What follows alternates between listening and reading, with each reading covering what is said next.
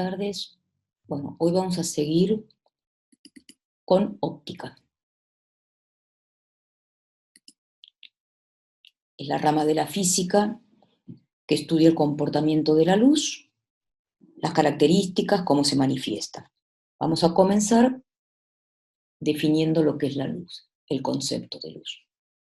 Es una forma de energía que emiten los cuerpos luminosos, en este caso nos vamos a referir al Sol, y que percibimos mediante el ojo. Desde el Sol se manifiestan todas las radiaciones hacia la Tierra. Esas radiaciones se llaman radiaciones electromagnéticas. Son un conjunto de ondas eléctricas y magnéticas que se van a propagar transportando energía desde un lugar al otro. Además, toda esa radiación se puede manifestar de tres formas: en forma de calor, en forma de luz y de otros rayos que vamos a ver un poquito más adelante. A diferencia del sonido, que necesita un medio para propagarse, las radiaciones electromagnéticas se pueden propagar en el vacío. Para no confundirnos, vamos a seguir con el mismo hilo conductor que en acústica, y de entre todas las teorías que existen de la luz, vamos a tomar la teoría ondulatoria, para que sea lo mismo. Vamos a decir entonces que la luz se propaga en forma de ondas y en línea recta. Algunas de todas esas radiaciones que llegan desde el Sol las podemos ver, otras no. Como dijimos que es un movimiento ondulatorio, vamos a dibujar la onda, igual que hicimos con acústica. Tenemos los ejes, tenemos la onda, la voy a dibujar y voy a ver las características que son iguales. La amplitud de onda, que es la máxima elongación de la onda acá, se mide en metros. La longitud de onda es la distancia entre dos crestas, en este caso la voy a medir en nanómetros porque es mucho más rápida que el sonido. El período, que es el tiempo que tarda un punto móvil en hacer una oscilación completa, que se mide en segundos, y la frecuencia, que es la cantidad de ondulaciones en la unidad de tiempo. La amplitud nos va a servir para darnos cuenta cuando una luz es más suave o más fuerte, y la frecuencia nos va a determinar el nivel de energía de la luz.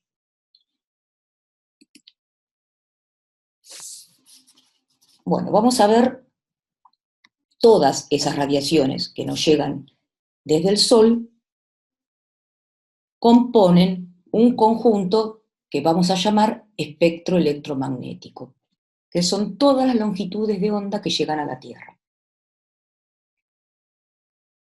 Como pueden ver, esto es un ejemplo, un promedio del espectro,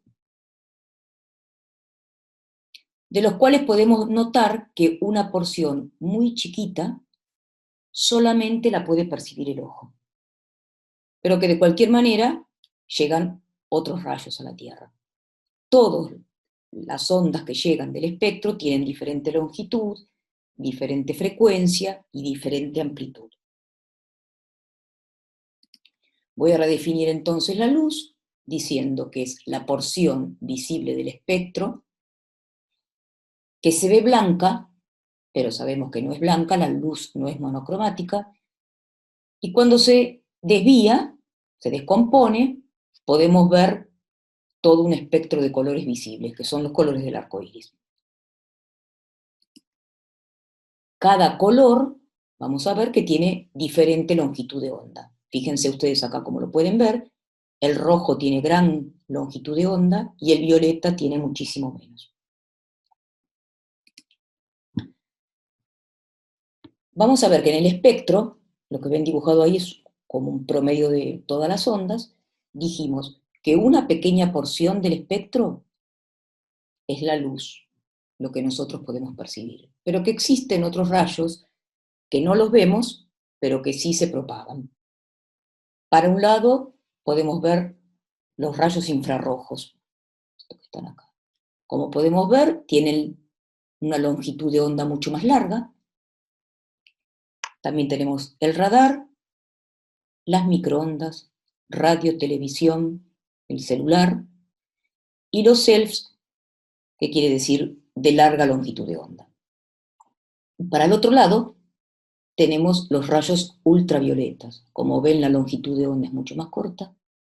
Tenemos los rayos X, los rayos gamma y los rayos cósmicos, que aunque no los vemos, de cualquier forma llegan a la Tierra. Vamos a analizar el espectro sector por sector. Vamos a empezar con los rayos ultravioletas. Dijimos anteriormente que tienen menor longitud de onda, como ven acá, tienen mucha más frecuencia, son mucho más nocivos, porque transportan mucha energía.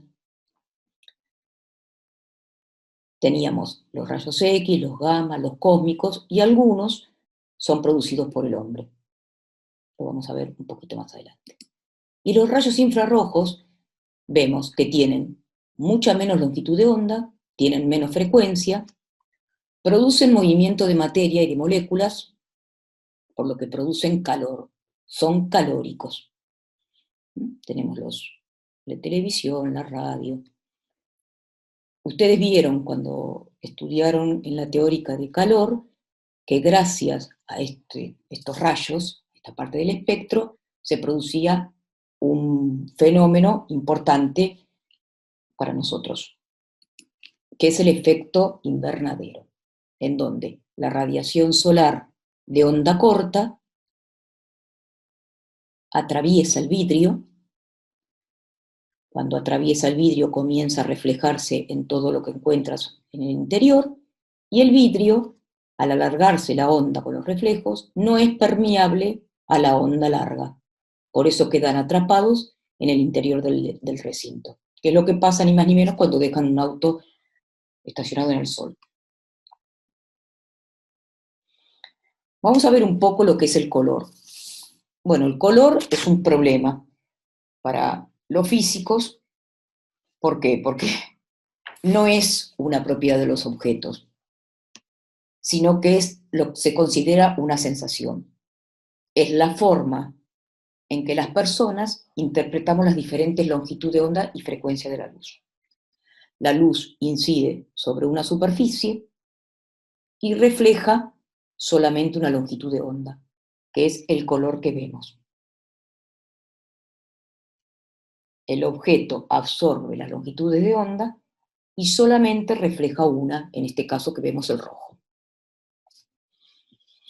Con estas dos síntesis que les voy a comentar, nada más como dato, podemos verlo, estas cosas. La síntesis aditiva, que es la que sumando todos los colores vamos a llegar al blanco, y la segunda, que es la que más nos vamos a meter nosotros, es la síntesis sustractiva, o sea, absorben o reflejan todas o algunas longitudes de onda.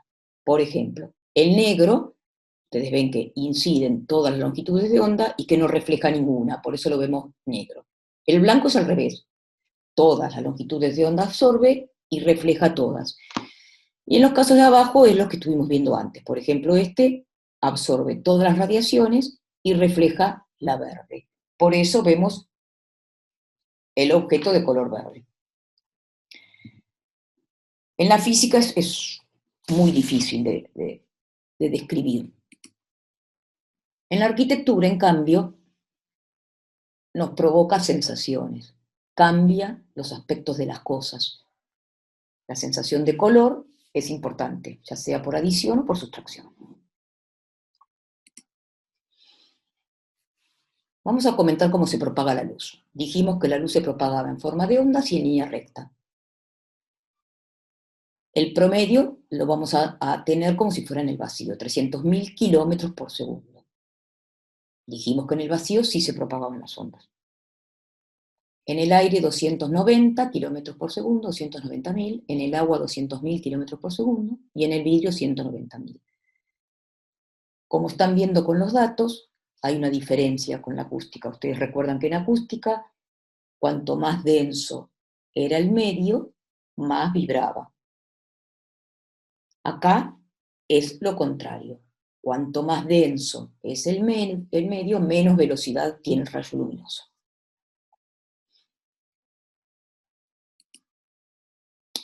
En el vacío dijimos que se transmite la luz. Entonces, en el vacío todas las longitudes son iguales, viajan a la misma velocidad.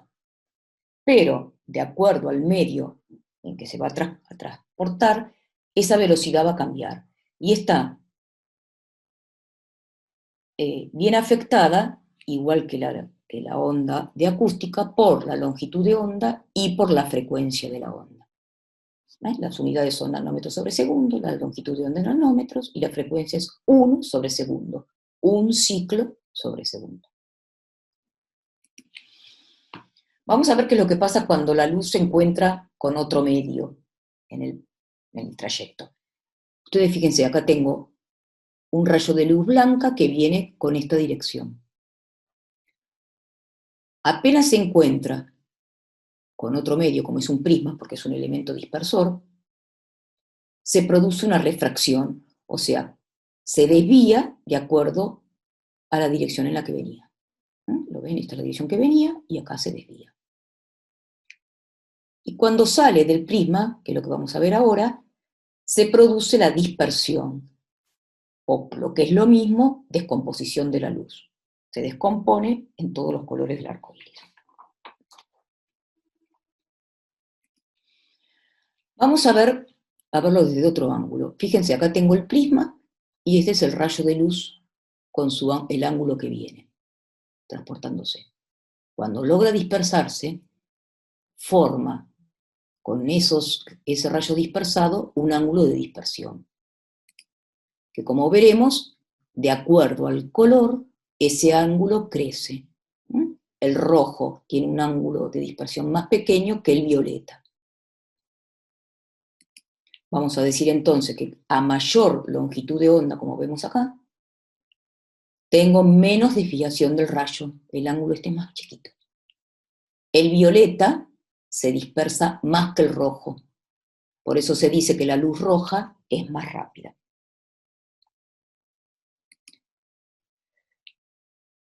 Vamos a ver las leyes de la reflexión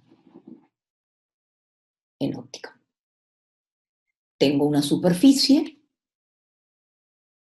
con un rayo incidente. Cuando ese rayo se encuentra con una superficie que es totalmente lisa, plana, muy clara y muy reflejante con respecto a la normal, se refleja un rayo igual con el mismo ángulo de reflexión con respecto a la normal. Se llama reflexión total o especular, y la condición es que las superficies en las que incide el rayo luminoso deben ser muy lisas, muy planas y muy brillantes. En cambio, cuando el rayo que incide se encuentra con otro tipo de superficie,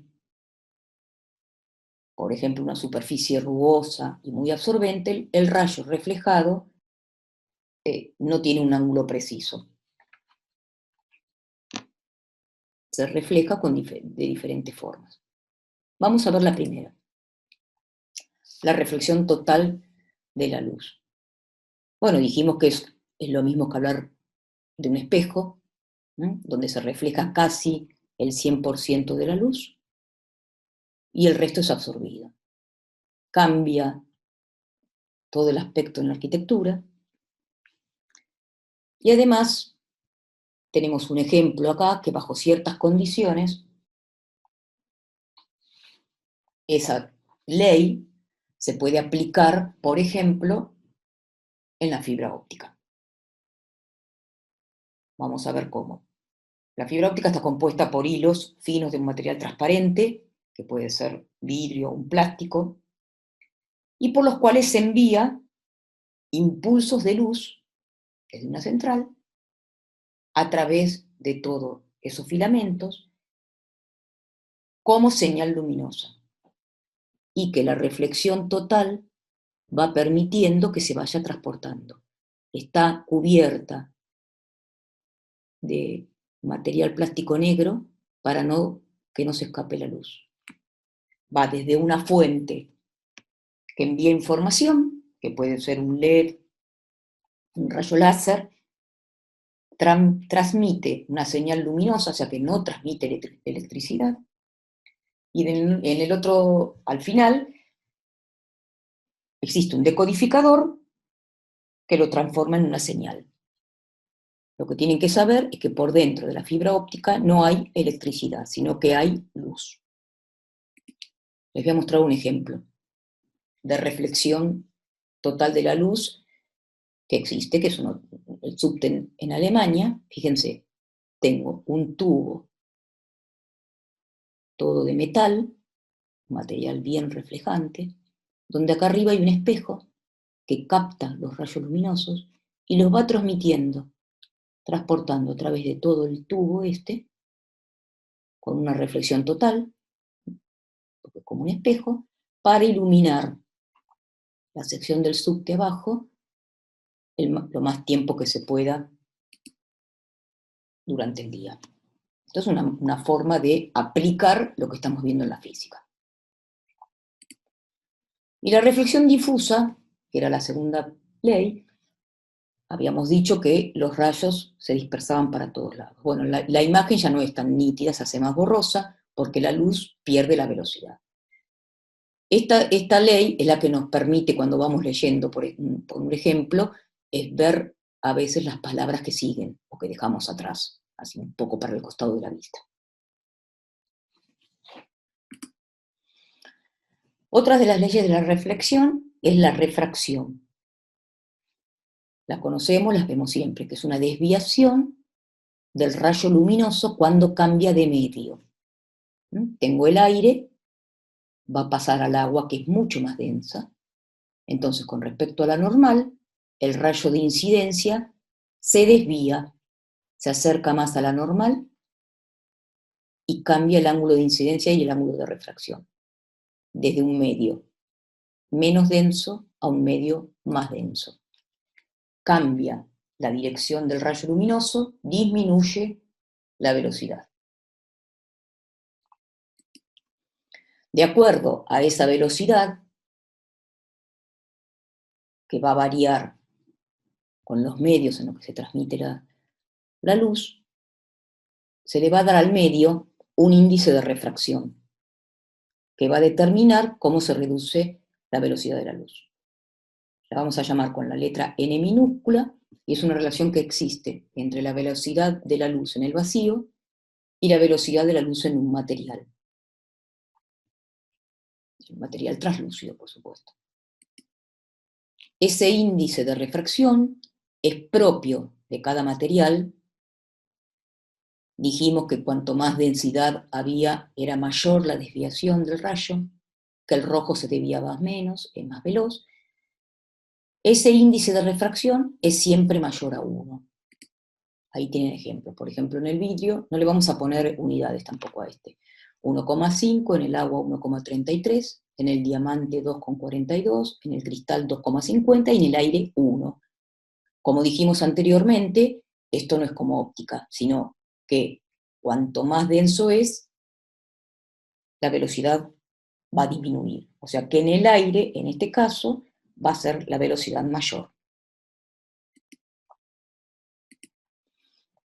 Acá tenemos un ejemplo de cómo podemos aplicar todas estas leyes que vinimos viendo. Bien en la arquitectura.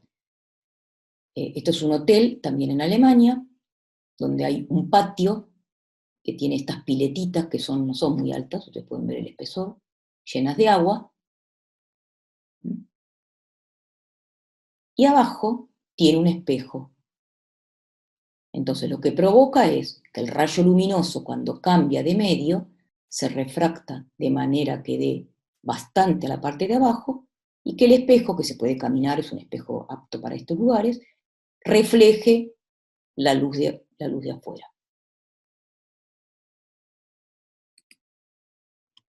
Bueno, además de ver todas las leyes de reflexión, vamos a ver algo muy importante para nosotros, que es la fotometría, que es la rama de la óptica que se ocupa de medir la luz. El ojo humano no tiene la misma sensibilidad para todas las ondas, las longitudes de onda del espectro. Vamos a ver primero el flujo luminoso. Ahí yo tengo dos bombitas, una de 25 watts de potencia y la otra de 60 watts. La energía que va a provenir de estos dos focos nos va a dar una idea de la cantidad de esa energía que nos van a dar esos focos. Obviamente el de 60 es mucho más que el de 25. Bueno, el flujo luminoso no es más ni menos que eso, es la potencia emitida en forma de radiación luminosa que vamos a percibir nosotros. Es la cantidad de luz que se emite en todas las direcciones del espacio.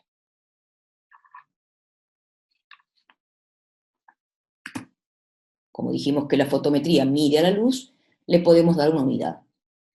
El flujo luminoso se mide en lumen, se marca con ese símbolo que ustedes están viendo.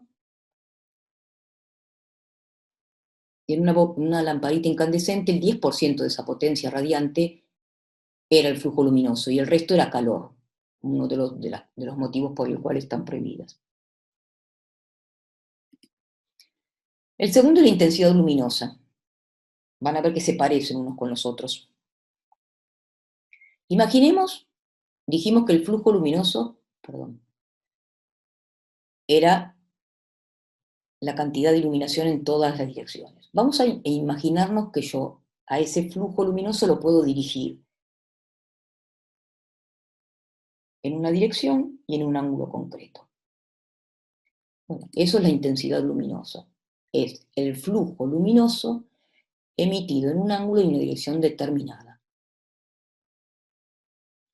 Y así como para medir una longitud, por ejemplo, una mesa, una pared, nosotros necesitamos una regla o un metro. Para medir esta intensidad luminosa, también se necesita una unidad, que no tiene que variar, que tiene que ser constante. Sabemos que cuando uno calienta un metal, se obtiene una fuente luminosa. Bueno, llegaron a determinar que lo más alto que se conseguía era el platino a temperatura de fusión, que es mucho, son más de 2000 grados Kelvin. A esa unidad la llamaron candela, y nos va a dar una idea de la mayor o menor intensidad que puede tener un foco luminoso. Y por último vamos a ver la iluminación. Es obvio que cuanto más nos alejemos del foco luminoso, vamos a estar menos iluminados. Bueno, vamos a tener en cuenta dos puntos. Con la misma cantidad de intensidad luminosa, a medida que me alejo, ese rayo de luz se va a ampliar. El ángulo de iluminación va a ser mayor, por lo tanto va a decaer toda esa cantidad de iluminación. Podemos decir que la iluminación, que la vamos a marcar con la letra E, que se va a medir en lux, es directamente proporcional a la intensidad del foco en candelas, pero inversamente proporcional a la distancia al cuadrado que se encuentra el objeto del foco. Vuelvo a repetir, se mide en lux. Y si tenemos otro dato, también se puede medir. Si tengo flujo luminoso, es flujo luminoso, lúmenes, sobre la superficie en metros cuadrados.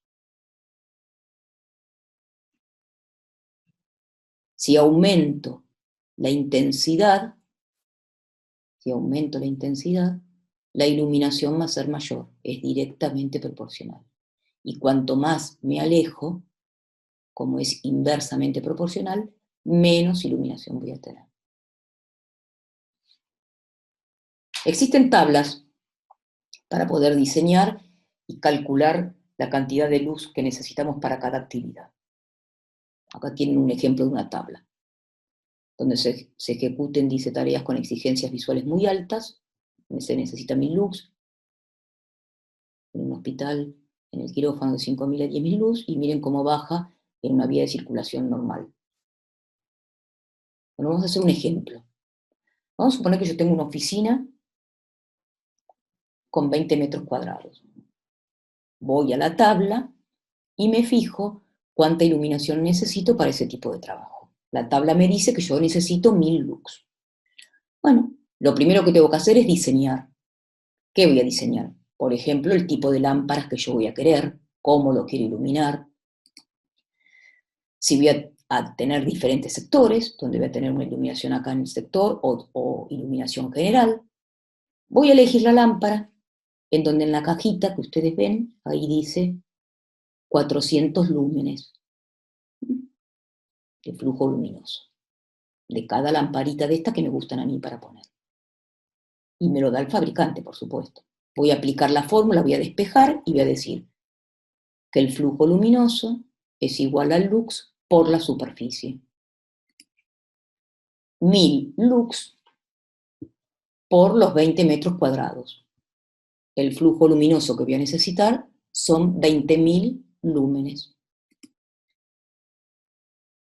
Si yo elegí estas lámparas de 400 lúmenes, 20.000 lúmenes sobre los 400 lúmenes de las lámparas, voy a necesitar para iluminar esta oficina 50 lámparas.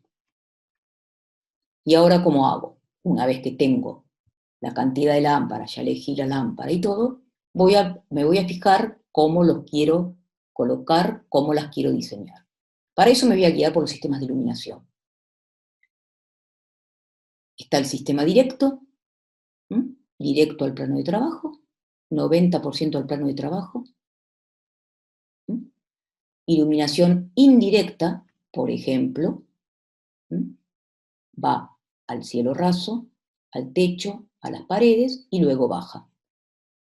O también está la difusa, que son como esos globitos de opalina, que van un poquito para cada lado. Mucho para iluminar no sirve, sino más para la decoración.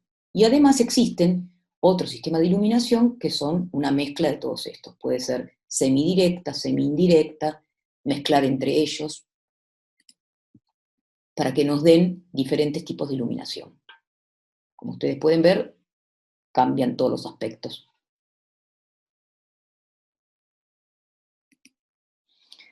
Bueno, vamos a ver cómo se produce la luz, que también es importante. En toda fuente luminosa, la luz siempre se emite por una sustancia. En este caso, vamos a ver cuando calentamos un cuerpo sólido. Adentro de las bombitas incandescentes había un filamento de metal de tungsteno, o sea, sólido, que a medida que se iba calentando por el pasaje de la energía, llegaba a un estado que se llamaba incandescencia, que es el paso anterior a que se queme. En ese estado máximo de incandescencia se emiten radiaciones lumínicas y desprendía en este caso mucho calor. Pero a mayor temperatura, mayor emisión de calor. Y por el otro lado, tenemos la producción de la luz a través de una descarga eléctrica. Tenemos un tubo, el tubo blanco que todo el mundo conocemos, que está lleno de un gas, que puede ser vapor de mercurio de sodio, y con otros mezclado con algunos otros metales nobles, el argón y el freón.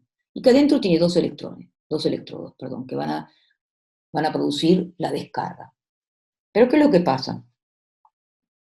Cuando el tubo está frío, el voltaje de la red de nuestra casa, los 220 voltios, no alcanza para originar esta descarga. Entonces voy a necesitar, de un lado, un arrancador o cebador, que es una cápsula donde hay dos electrodos más, que producen más descarga. Cuando se produce esa descarga, se eleva la temperatura, se va venciendo la resistencia del tubo y se eleva la intensidad, se eleva mucho. Se sigue subiendo. Yo tengo que hacer algo para que el tubo no se destruya.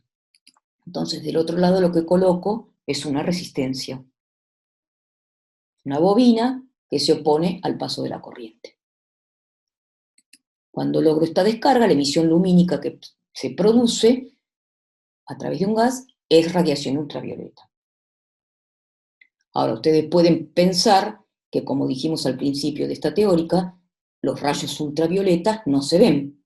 Entonces, ¿cómo puedo yo estar diciendo que es una emisión lumínica? Bueno, ustedes vieron que los tubos no son transparentes, están pintados de blanco. Sin entrar en la química, les voy a explicar que esa pintura blanca son unos silicatos que tienen una particularidad. Van a transformar la radiación ultravioleta en radiación visible. Y va a depender del gas que tengan dentro, o mercurio o sodio, del color de la luz. Los de mercurio son más blancos, más brillantes, y los de sodio son más amarillentos. Bueno, se prohibieron las lámparas incandescentes y aparecieron estas, las lámparas compactas fluorescentes, que son diferentes, tienen mucho más rendimiento, consumen mucha menos energía, casi no disipan el calor, no necesitan el cebador que dije antes porque lo tienen todo acá, es un mini balasto electrónico, y existen un montón en el mercado de formas, de tamaños.